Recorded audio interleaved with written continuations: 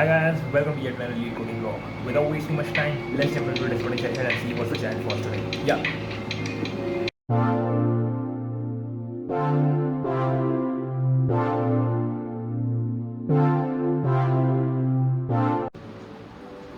Hi guys, I'm back for my coding session. और जो आज का क्वेश्चन था वो था हार्ड कैटेगरी का क्वेश्चन, यानी कि split array largest sum, and this question was really tricky. Like पहले तो मैं इसके अंदर डीएफएस थोड़ा या डीएफएस सोच रहा था.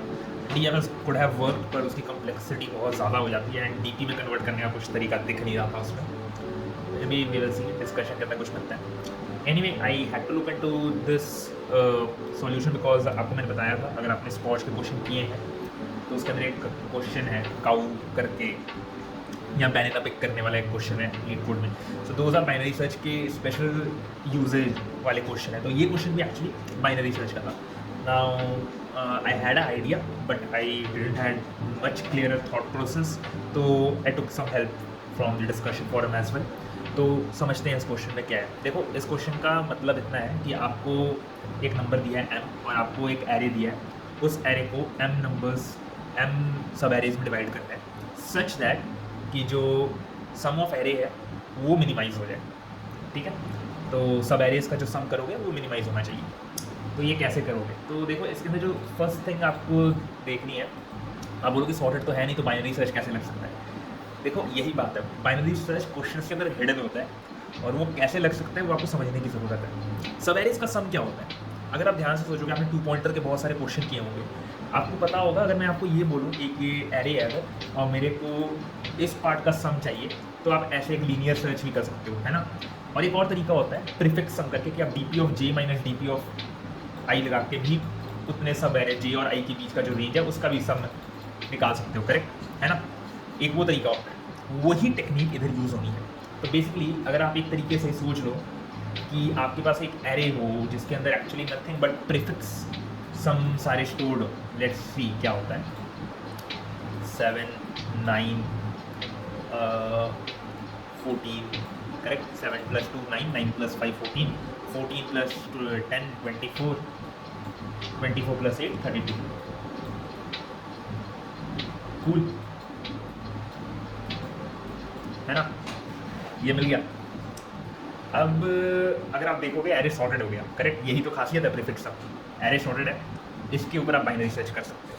आप बोलोगे लेकिन यार m एरेज में सब एरे को डिवाइड भी तो करना है, m सब एरेज को, तो वो कैसे करोगे? वहाँ पे आप अपने एक काउंटर वेरिएबल को रखोगे, है ना.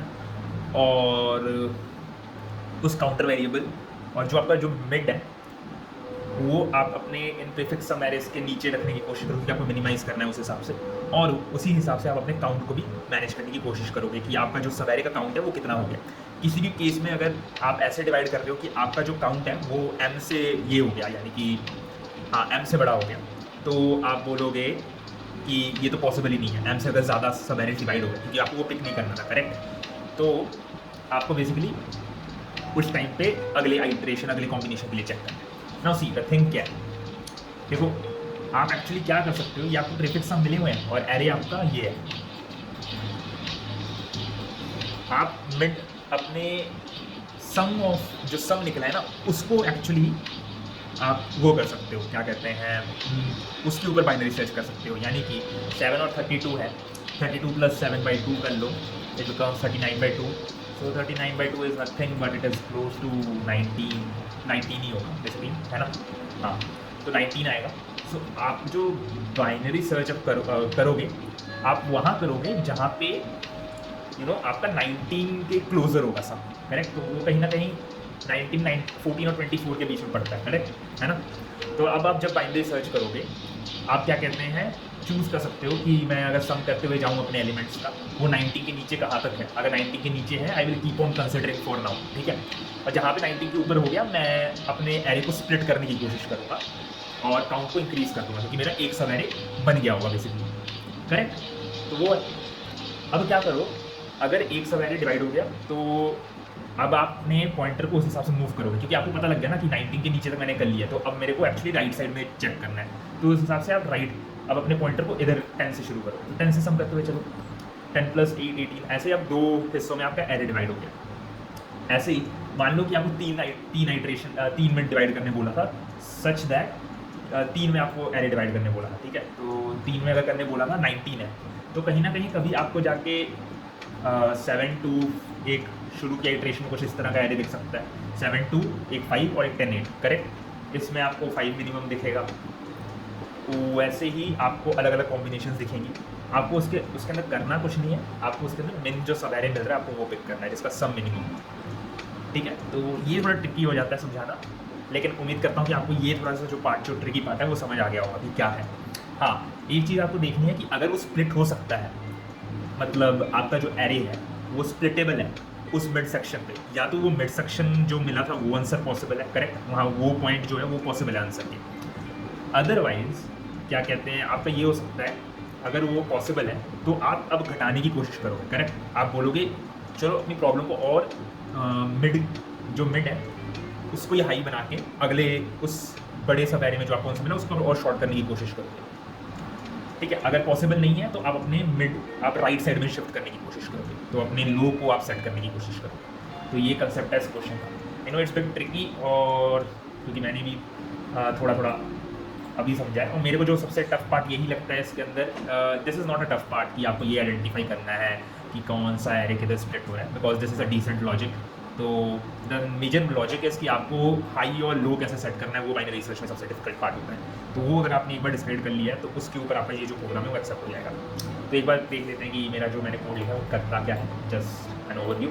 लो और हाई दिया मैंने शुरू में 0, और मैंने जैसे कि बताया कि लो क्या होगा, देखो लो तो लोएस्ट जो वैल्यू है एरे की वही, जो मैक्सिमम वैल्यू है एरे की वही होगी, करेक्ट, क्योंकि आप तो अपने एरे का प्रीफिक्स सम कर रहे हो। प्रीफिक्स सम करोगे तो कहीं ना कहीं आपके जो एरे का टोटल सम है वो मैक्सिमम वैल्यू होगा, करेक्ट, वो मैक्सिमम सम अटेनेबल है, तो आपका हाई वो बन जाएगा। पर जो आपका लो होगा वो मिनिमम तो उधर से शुरू होगा जो आपका मैक्स एलिमेंट ऑफ एरे है, करेक्ट। तो आपकी रेंज सेट होगी लो और हाई की। अब लो और less than equal to high करेंगे normal binary search condition. Mid क्या करता है, मिड आपको एक सम की वैल्यू देता है बेसिकली, ठीक है। मिड आपको एक सम की वैल्यू देता है। आप अपने एरे को इन तरीके से डिवाइड करने की कोशिश करते हो कि ये जो मिड की वैल्यू मिली है मैं उसको सेटिस्फाई कर सकूं या उसको कवर अप कर सकूं, ठीक है। तो वही चीज़ है। अब आप अपना एक बाइनरी सर्च के अंदर, मतलब आप इसको इस यहाँ पे भी लिख सकते थे, थोड़ा बेटर बनाने के लिए मैंने अलग फंक्शन में कॉल किया। तो ये चेक करेगा, like whether now you will check कि वेदर योर करंट एलिमेंट जहाँ पे आप हो, क्या वो सम करते करते का कोई भी पॉइंट ऐसा आ रहा है कि आपका जो सम ऑफ एलिमेंट है वो less than equal to mid है, तो आप सम करते जाओगे, क्योंकि आपका अभी कवर अप करने की रेंज है मिड तक। अगर ऐसा नहीं पॉसिबल है तो मतलब now that element you can't cover, correct. जैसे 7 to 9 ले लिया, 7 to 5 ले लिया, तो इट बिकेम 9 + 5 14। जैसे मैं 10 ले रहा था 24 हो रहा था, और मेरा मिड 19 आया था, अगर आपको याद है, तो वो ज़्यादा हो जा रहा है, करेक्ट। तो मैं बोलूँगा कि मैंने एक सब एरे डिवाइड कर लिया है, ठीक है। और क्या मेरा काउंट ग्रेटर देन m हो गया है? नहीं, क्योंकि मेरा काउंट अभी 1 पे हुआ है जस्ट, और मेरे को 2 में डिवाइड करना है। क्या मेरा नम्स ऑफ i जो है करंट एलिमेंट वो ग्रेटर देन मिड है? तो करंट एलिमेंट मेरा जो था वो 10 ही है, तो that is not greater than mid, correct. तो मतलब मैं अगले एरे को डिवाइड कर सकता हूँ, मैं I can pick it, correct. That is the ideology behind. तो अब क्या करोगे, अपने सम के अंदर 10 को डाल दोगे, अगला आइट्रेशन होगा तो 10 + 8 आएगा, दैट बिकम्स 18। तो अब आपको मिल गया कि आपने आपके पूरे एरे को खत्म हो गया, और ये दिस इज रिटर्न ट्रू, क्योंकि आप कंप्लीट कर पा रहे हो इस आइट्रेशन को। अगर आइट्रेशन कंप्लीट हो पाता है it will come here, return true हो गया। अब आप क्या करोगे, अपने रिजल्ट को मिड के इक्वल कर दोगे। तो आपका मिड जो आया था बेसिकली 9, ओके 18, ओके, तो 39/2 18। Oh shit cool. कोई एक मिनट यार, 39/2 19 ही तो होता है, क्या हो गया, कुछ गड़बड़ हो गई। कहाँ गड़बड़ हो गई, 7 to 9, 9 + 5 14, 14 + 10 24, 24 + 8 32, ओके 32, हाँ 32/2, दैट कम्स 1 6, दैट कम्स 16। ओ मैंने 39 लिख दिया क्या, शिट, ओके, तो उसकी वजह से गलत हो गया, लेकिन otherwise you understand the ideology. तो 16 आता, तो अब अभी ये आपका कम हो गया, तो आप अपने राइट साइड में जाने की कोशिश करते हैं। बेसिकली आप अपने लो को सेट करते हुए आगे बढ़ते हैं, यानी कि अपने मिड को बढ़ाने की कोशिश करते हैं, that is the ideology behind it. अगर ये कंप्लीट हो जाता है तो अपने आंसर को आप मिनिमाइज करने की कोशिश करोगे, तो आप लेफ्ट में जाने की कोशिश करोगे, दैट इज आप अपनी हाई को कम करोगे। यही एक मेजर अंडरस्टैंडिंग है। ये आपने एक बार समझ लिया, जो आपका क्वेश्चन है वो इजीली एक्सेप्ट हो जाएगा। This is a good question. ऐसी जो इम्प्लीमेंटेशन है और यूजेज है बहुत जगह यूज़ होते हैं, है ना। तो बस उम्मीद करता हूँ आपको ये समझ आया होगा। एनी डाउट तो कमेंट में डाल दीजिएगा। और इसी के साथ मार्च चैलेंज भी खत्म हो गया काफ़ी क्वेश्चन कर लिया है इस तरह से, लेकिन आई गेस अब मेरे को रिवीजन में जाना पड़ेगा। दैट इज़ हाउ मेरा जो दिमाग है वो ऐसे ही काम करता है। तो रिवीजन सेशन जो होगा वो तो मैं रिकॉर्ड करूँगा नहीं, बिकॉज वो मैं ऐसे ही रिवाइज कर लूँगा, डिस्कस कर लूँगा कभी किसी वीडियो में। बट आज के लिए बस इतना ही। उम्मीद करता हूँ आपको ये अच्छा लगा होगा। Do like and subscribe. मैं आपको कल मिलूँगा। या